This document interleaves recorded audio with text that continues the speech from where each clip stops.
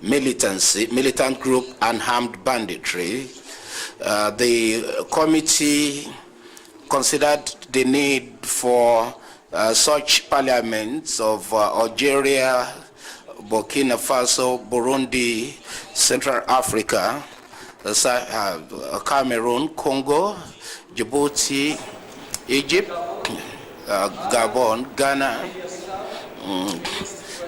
Guinea-Bissau, Equatorial Guinea, Mali, Nigeria, Uganda, and Congo Republic, Sudan, and Zimbabwe. It also participated in the capacity of an observer, a representative of the consultative forum of the Arab-speaking parliament, for the purpose of appointing its president,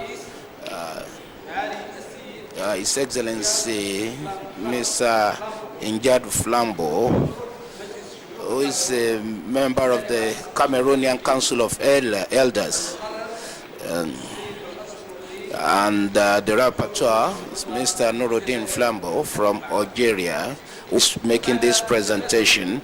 After extensive deliberation, the committee agreed to present the following resolutions. The role of Parliament in fighting militancy, terrorism, and banditry. The African Parliamentary Forum, in its meeting between 8th and 9th of November 2018,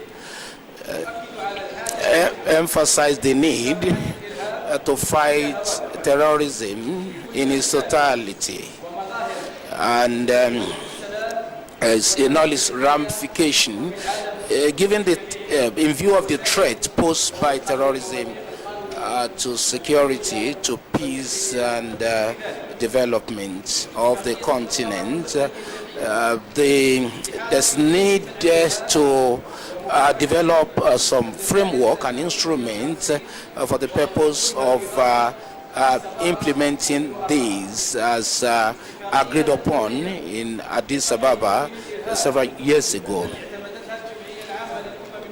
It will also be of great value to refer to the document developed in 1996 in Addis Ababa. The committee also emphasized the need to fight extremism and religious terrorism, organized crime, rural banditry, trafficking, and of course the use of light weapons and small weapons and light ammunition and cyber crime, and all this to be combated on the continent. It is convinced that the electoral process as adopted within the committee, the strategies employed to employ leaders on this at this forum, there is need to promote democratic and democracy and civil rule in African countries.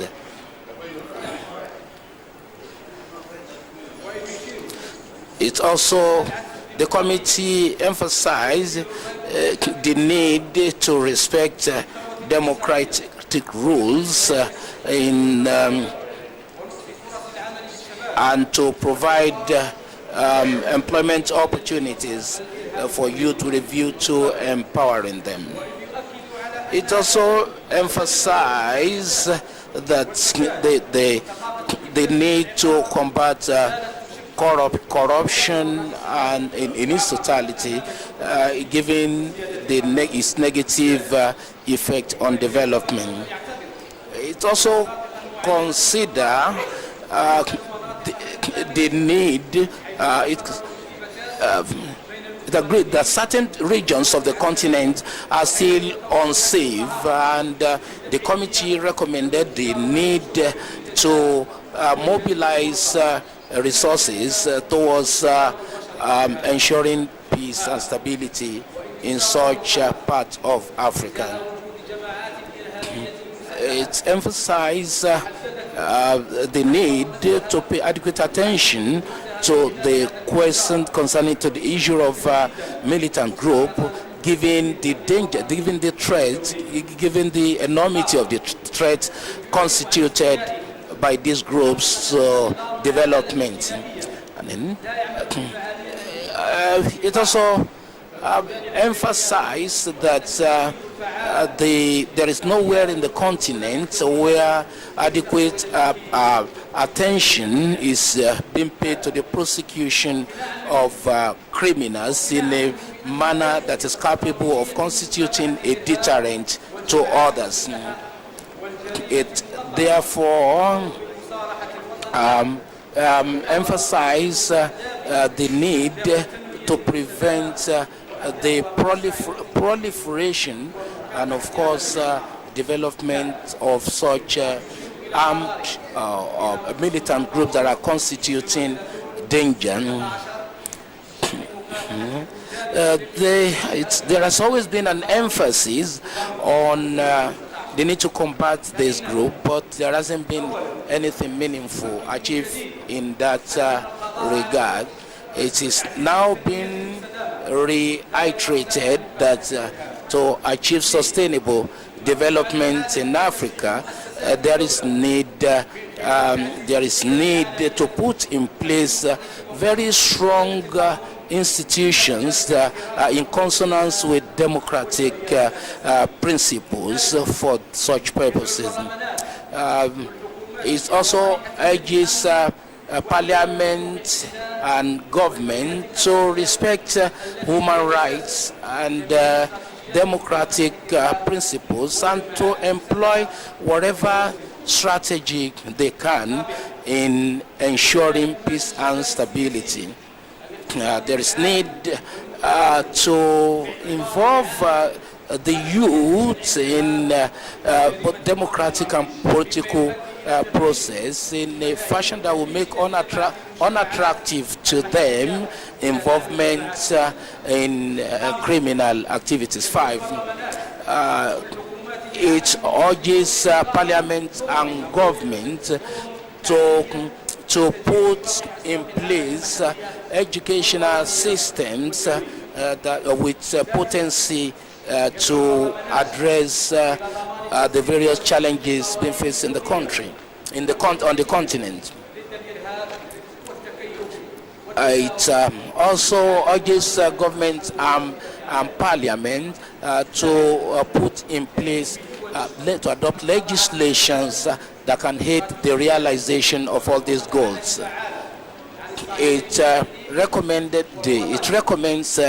the adoption of operational frameworks that are in consonance with that are grounded in the principles of justice and fair play in a fashion that will ensure a quick realization of the objective. 8. The perpetration of crimes in its totality should be fought and prevented, given the centrality of these to most of the problems that we are talking about. We can see that all the issues being articulated, being underscored here, are interrelated, because the issue of terrorism, extremism are featured repeatedly and prominently in this document, as you can see.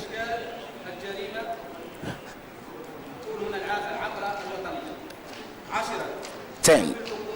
It urges government and national parliaments that are currently in transition as a state to do their best in reducing or minimizing the rates of the perpetration of crime, for there certainly cannot be to respect human rights as a means of bringing about the prevention of the negative experiences we talk about. To take decisive steps towards the actualization of all this will be a commendable thing for the government. Again, when we talk about the need to fight or to combat crime, terrorism, and extremism, it shouldn't be restricted to a particular level. It should be done at local, state, national, and regional level, and of course at intergovernmental level. 14. It urges government to promote all the national institution and specify a particular day for the promotion, for the creation of awareness concerning all these activities to enable the entire citizenry to play a role.